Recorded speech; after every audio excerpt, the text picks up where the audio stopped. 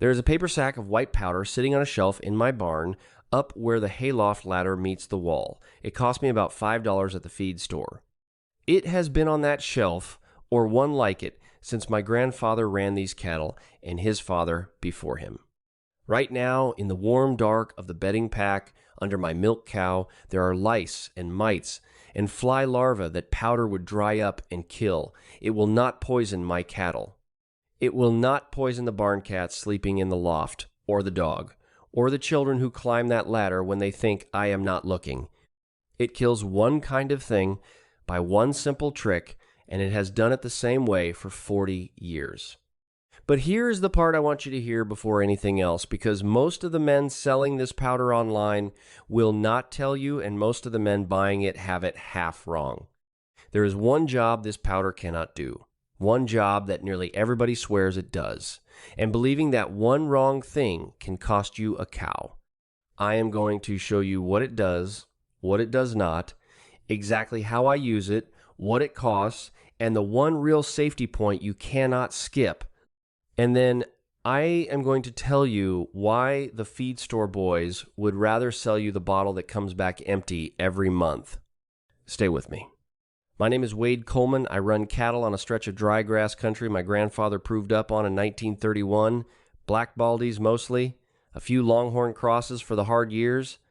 I have worked cattle my whole life. Learned it horseback from my father, and he learned it from his. We never had the money for what the big outfits had. When you cannot afford to call the vet truck out for every itch and every fly, you learn what actually works and what is just sold to you. You learn the difference fast, because the difference is your calf crop. So let me tell you about the powder. It is called Diatomaceous Earth. That is a mouthful, and I do not bother to say the whole thing. The feed store calls it DE. Some old-timers just call it bug dust. What it is, in plain language, is a soft white rock you dig out of the ground, dried and ground fine as flour. It is the fossil remains of tiny water plants packed down over a few million years into a chalky stone. Grind it up and it pours through your fingers like talcum. You can put your bare hand in the sack. No burn, no smell, no slick. To you and me, it is just dust. But put it under a magnifying glass, and that soft dust is not soft at all. Every speck is a tiny, hard, glass-sharp shell, full of little spines and edges, soft as flour to a steer's hide, sharp as a field of broken glass to anything small enough with a shell on the outside of its body. That is the whole trick. When a louse, a mite, a flea, a fly maggot crawls across that powder, those little sharp edges scratch through the waxy coat that holds the moisture inside the bug's body. The bug springs a leak. It dries out. It dies. It is not a poison. The bug does not get sick, and the bug does not get used to it. And that last part is the part that matters more than folks realize. A worm or a fly can build up a resistance to a chemical over enough generations. The strong ones live, breed, and after some years, the spray that worked when you were young does not work anymore. Every cattleman has watched that happen with one product or another. But a bug cannot build a resistance to a piece of broken glass. It cannot grow itself a thicker skin than a sharp edge can scratch. The powder works the same on the bug the chemical quit working on. The physics do not negotiate. That is a real and honest advantage, and it is the heart of why this stuff has earned its place in my barn. Now, here is where I have to stop and be plain with you, because this is the wrong thing nearly everybody believes.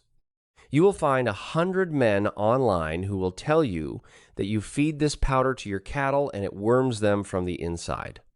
That the same broken glass that kills a louse on the outside cuts up the worms in the gut and cleans your herd out for $5 a bag. No more pour on, no more drench, no more worming bill, ever again. I wish it were true. I truly do. I fed it that way myself for a couple of years because an old neighbor swore by it. It does not work. And I am not guessing. The people who do this for a living have tested it more than once in real trials with real cattle and a control group to keep them honest. British researchers ran it on yearling heifers for 10 weeks, fed right in the grain, no real difference against the cattle that got nothing. Researchers down in Argentina put it head to head against a regular dewormer. The powder came out no better than feeding plain dirt, and the real dewormer beat them both. Sheep trials, goat trials, the bison folks, the university beef men, same answer over and over. No honest dent in the worm count. And when you understand the trick, you understand why. The whole power of this powder is those sharp, dry edges. The inside of a cow is a warm, wet, churning vat. Wet powder is dull powder.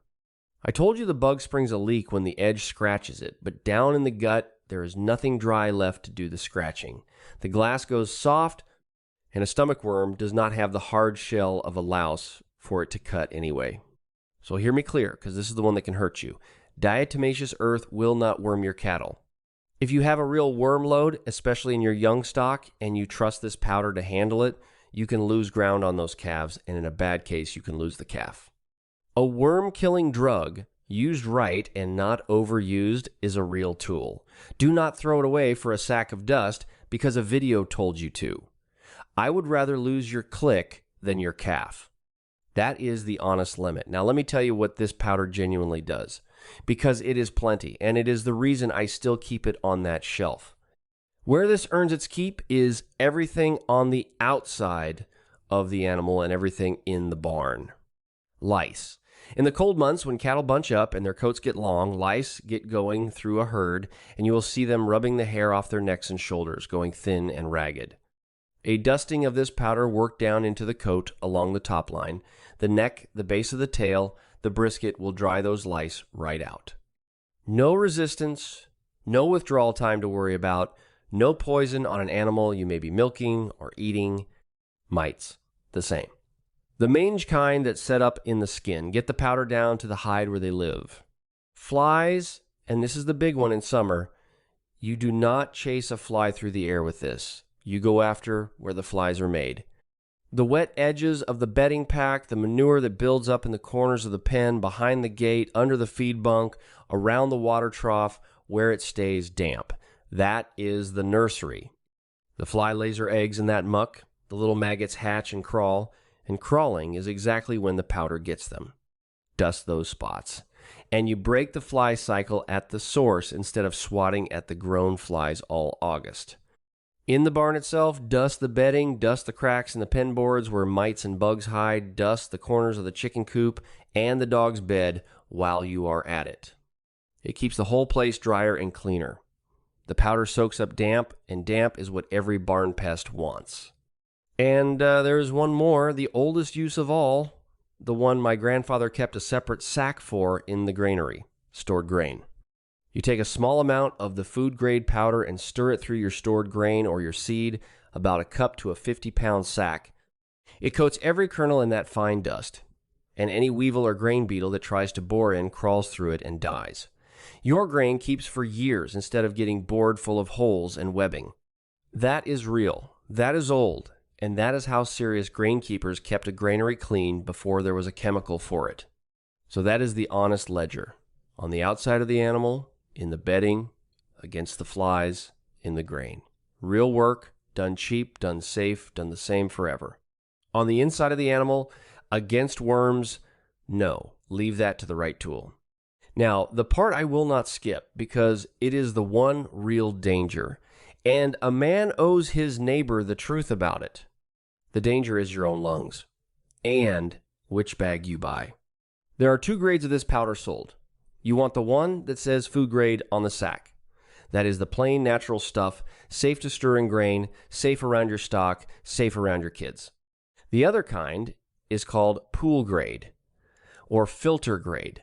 They cook it at a high heat to change it for filtering, swimming pool, water, and that cooking turns it into a form that is genuinely dangerous to breathe over time.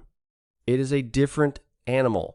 Pool grade is not for your barn, not for your animals, not for anything we are talking about. Read the sack. Food grade, every time. Even with the food grade kind, do not make a habit of breathing the dust. It is fine powder, and any fine dust is hard on your lungs over the years. So when you are dusting in a closed pen or a tight stall, wear a dust mask, the few dollar kind from the hardware store. Dust on a still morning, not in a wind that blows it back in your face. Keep the cattle's heads out of a cloud of it. A little common sense, the same as you would use spreading any fine powder, and you are fine. Old cowmen handled it barehanded for generations, but they were not standing in a sealed shed breathing a fog of it either. And go easy on the amount on the animal itself. A light working in along the coat does the job.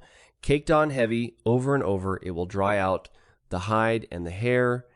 Once a month is plenty, except in a bad case. A thin dusting, not a snowdrift. More is not better with this. The bug only has to walk through a little of it. That is the safety, sensible and simple. I will not pretend it is dangerous when it is not, and I will not pretend the lung part does not exist when it does. Now I want to take a minute on the question you are really asking, the one underneath all of this. If this powder is real, and it is cheap, and it has been sitting on the feed store shelf the whole time, why has no one ever told you about it? Why does the fellow who sells you your fly program every spring never once mention the $5 sack 20 feet away in his own store? I will tell you, and I will tell you straight, because I do not believe in the kind of story where there is a villain in a back room hiding the truth. It is simpler than that, and in a way, it is worse. There is no money in a $5 sack you buy once and a job you do yourself. Think about how the other way is built. The pour-on that goes on every animal every season. The fly tags you buy by the box and clip in new every year. The premixed bag with a brand name and a label full of promises. The service call. Each one of those is a thing somebody sells you again and again and again. The dollars come back around like the seasons. A whole business is built on the bill that does not end. A sack of bug dust you scoop yourself that lasts a year that you sun out and reuse cannot pay a salesman's commission. It cannot buy an advertisement. Nobody runs a glossy ad for it. Nobody sets up a booth at the cattleman show for it. Nobody drives out to your place to talk you into it. So a whole generation of cattlemen come to believe that taking care of lice and flies is something you buy in a bottle on a schedule. The knowledge did not get hidden, it just got quiet, because quiet does not sell. That is the honest shape of it. Not a lie told to you, a truth nobody had a reason to repeat. My grandfather knew about this powder because his father showed him the way he showed me, standing in that granary with a coffee can, stirring it through the seed wheat before it went in the bin. He kept one sack for the grain and one sack for the stock, and he never thought of it as a secret. It was just a thing a man did, like greasing a hinge or banking the barn for winter. The forgetting happened out here, in the rest of the country, in one bottle and one sales pitch at a time, until a thing every farmer once knew turned into a thing you have to go hunting for. You are being told now. So here is what I want you to do this week, in order. First, go to the feed store, the co-op, or the farm supply and find the sack of Diatomaceous Earth. Read it. Make sure it says food grade. A small sack runs $4 to $8 and will handle your barn. A 50-pound sack for a whole place runs $20 to $30. Second, get yourself a cheap dust mask while you are there, and a little hand duster or a coffee can with holes punched in the lid if you want to get fancy about it. Third, on a still morning, dust your cattle where the lice and mites live. Down in the coat along the top line, the neck, the brisket, the base of the tail, light and worked in, not caked on. Fourth, hit the fly nurseries, the damp bedding, the manure in the corners, behind the gate, under the bunk, around the trough. That is where you break the fly summer before it starts. Fifth, dust the bedding and the cracks in the pen, and throw a little in the coop and the dog bed. And if you keep grain or seed, stir a cup through every 50-pound sack before it goes in the bin. And forget about weevils. Then leave the worming to a real dewormer, used right. Do not let anybody, including me, talk you out of that. Do that, and you will have done for a few dollars and an afternoon what a good piece of your spring bill was charging you for every year. And you will have done it without putting one thing on your cattle or your land or your table that you would not want there. This is what we have always done out here. Not because we were clever, because we had to be. When you cannot call the truck and you cannot pay the bill, you find out what actually works with what is on the shelf and in the ground, and you hold on to it. What we held on to was that most of keeping a healthy animal is the cheap, dull, steady work nobody can sell you, and the trick is just knowing which jobs the $5 sack can do and which ones it cannot. Tell me in the comments where you run your cattle and what your pest trouble looks like right now. Lice in the winter coat, flies in the bedding, weevils in the grain. I read every one of these, and what you all send back from your own country teaches the new folks more than I ever could. And if you put out a sack of this and dust your barn, come back and tell me how it went. I want to hear it. Next time, since we are on the subject of flies, I'm going to show you the trap my grandmother built every summer out of a fence post, a bucket, and one thing off the burn pile that pulled the flies out of the whole barnyard without a drop of poison. It worked when she was a girl, and it still works better than anything you can hang in a store. Until then, ride easy, keep your eyes open, and remember, the men and women who built this country with their hands knew things we are only just starting to remember.